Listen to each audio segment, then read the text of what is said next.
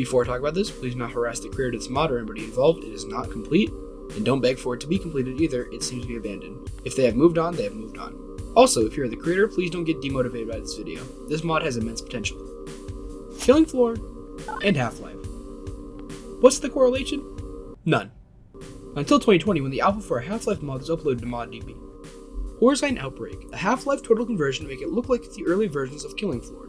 Created by Cortez, this has been in development since 2019 and had its alpha uploaded for the 15th anniversary of KF Mod. Now before we go and try it, just note, the majority of screenshots on the page are not accurate to what you'll find in the alpha. This mod has either been abandoned or on hiatus, as there's been no updates since 2022, and the alpha does not have much of the content they've created so far. So, sounds cool, right? Let's install this. You will notice that this mod is not actually installed on top of your copy of Half-Life. It is a standalone game using the Zash 3D Gold source engine.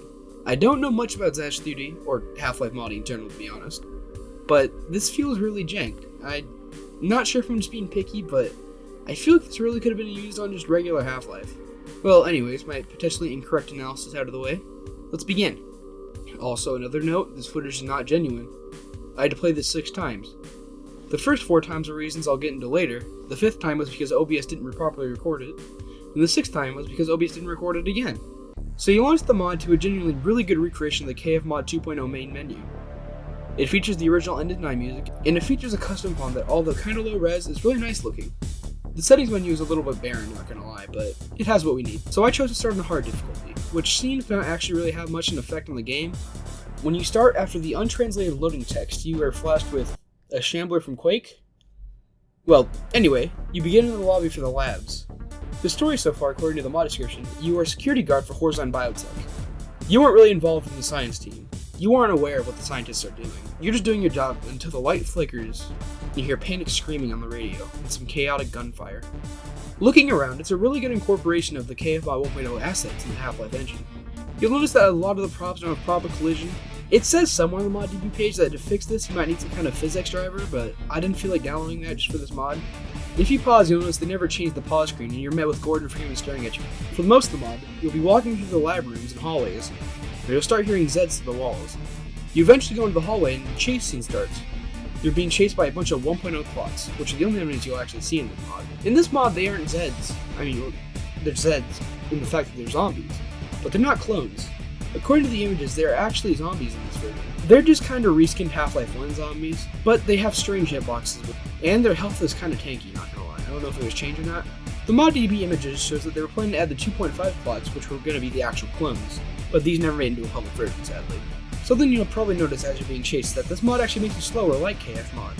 But they didn't account for one thing, pressing W and left or right at the same time. It's also worthwhile to notice during this scene the use of actual KF Mod music, which really adds the atmosphere to this.